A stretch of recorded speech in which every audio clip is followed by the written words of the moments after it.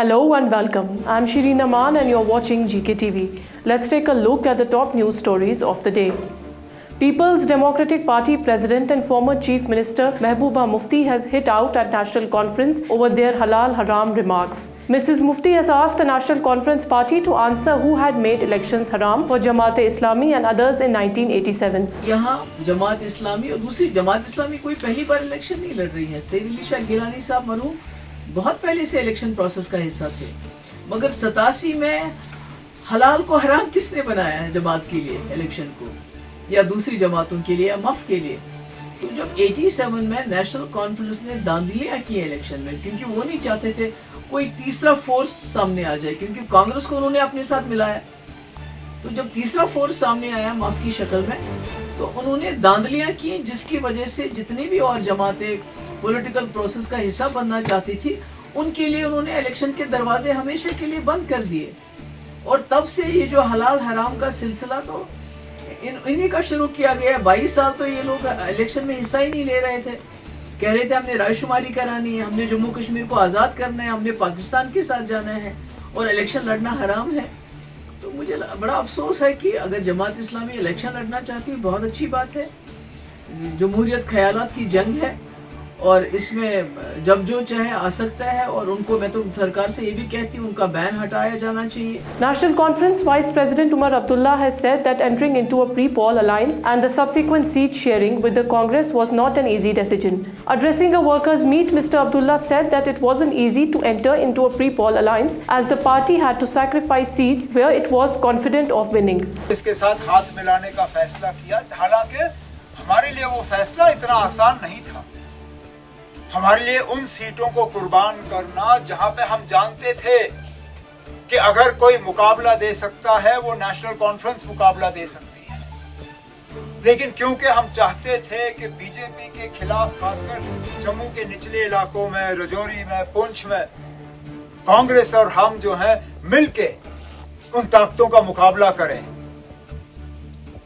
तभी हमने जाके यहाँ पे कुछ सीटें जो है नेशनल कॉन्फ्रेंस की झोली से निकाल के कांग्रेस की झोली में डाल दी है। यहाँ पकड़ दकड़ रही, गिरफ्तारियां रही, बिना किसी वजह नौजवानों को तंग किया गया, सताया गया, मुख्तलिफ कानून उनके खिलाफ इस्तेमाल किए गए। यहाँ के हमारे लोकल जेल तक भरे, तो फिर नौजवानों को जम्मू कश्मीर से बाहर जेलों में रखने का काम उन्होंने शुरू किया। अंधाधुंध पीएसए का इस्तेमाल हुआ। नेशनल कॉन्फ्रेंस के मंशूर में, अब इससे शायद रियाज साहब के कामकाज में थोड़ा सा फर्क आएगा, लेकिन हमने अपने मंशूर में वादा किया है कि नेशनल कॉन्फ्रेंस की हुकूमत आई तो हम जम्मू कश्मीर से पीएसए का कानून जो है हटा देंगे, ताकि दोबारा कभी इस कानून के गलत इस्तेमाल की गुंजाइश ना रहे। Soon after a court in Uttar Pradesh convicted him over violation of Model Code of Conduct, former J&K Congress President Viqar Rasool has said that it was a minor issue and that they had been bailed out in the case.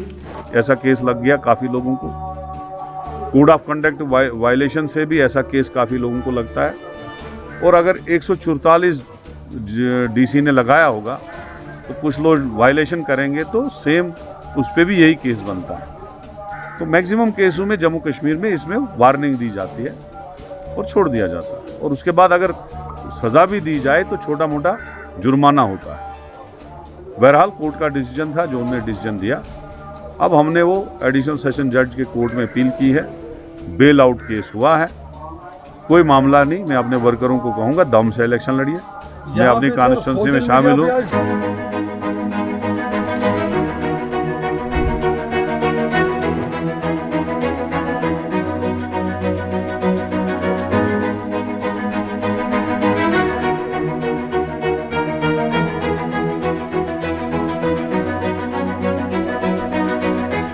Several youths from Anantnag joined the Apni Party in Anantnag today. The new joinees were welcomed into the party by the party's Additional General Secretary Hilal Ahmad Shah.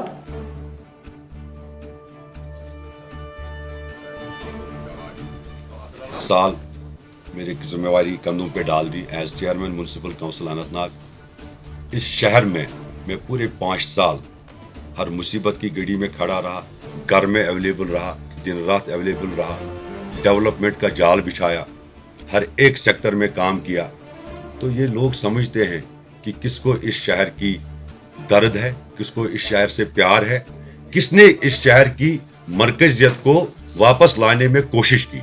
In yet another rebellion with the BJP in Jammu and Kashmir over ticket distribution for the assembly elections, senior party leader Chandra Mohan Sharma has announced his resignation from the party and has threatened to contest as an independent candidate. The BJP is facing resentment over its ticket distribution in the Union Territory, with party leaders and workers protesting in several districts of the Jammu region. This has prompted the party to launch a damage control exercise, deploying several top leaders including union ministers to defuse the situation. Amid inclement weather forecast, the district administration Pulwama on Friday has issued an advisory for the people living along the banks of River Jhelum, asking them to refrain from venturing in and around the water bodies and limit their activities until the weather improves. Now on to some international news. External Affairs Minister S. Jaishankar has asserted that the era of uninterrupted dialogues with Pakistan is over, noting that actions have consequences. Mr. Jaishankar, while attending a book launch, has said that an era of uninterrupted dialogues with Pakistan is over. So far as J&K is concerned, Article 370 is done. In some weather news, the Meteorological Department has said that the rains will continue to lash J&K paths till September, after which the weather will remain dry.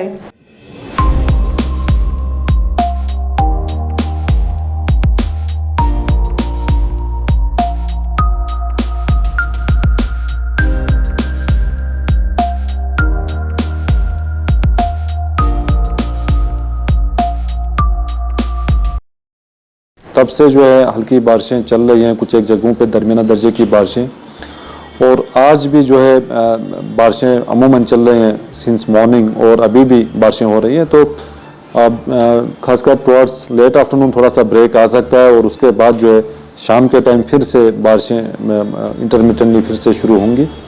और from tomorrow onwards, कल से जो है बारिशें मौसम में थोड़ी बेहतरी देखने को मिल सकती है 2 सितंबर तक, और 2 और 3 सितंबर के बीच में एक स्पेल बारिशों का फिर से हो सकता है, जिसमें वाइड स्प्रेड दरमियाना दर्जे की बारिशें जम्मू डिवीज़न के अंदर कुछ एक जगहों के अंदर मॉडरेट टू हैवी स्पेल्स के भी चांसेस हैं।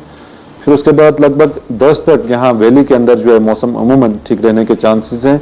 जम्मू डिवीज़न के अंदर खासकर 7-8 को जो है फिर से बारिशें चंद एक जगहों पे हो सकती हैं। तो ओवरऑल जो है कल से जो है वेदर में थोड़ी बेहतरी देखने को मिल सकती है टिल 2 सितंबर। सर हाई वीक देखो टेम्परेचर काफ़ी ज़्यादा ड्रॉप हुआ है, पिछले 2-3 दिनों से मुसलसल बारिशें हो रही हैं।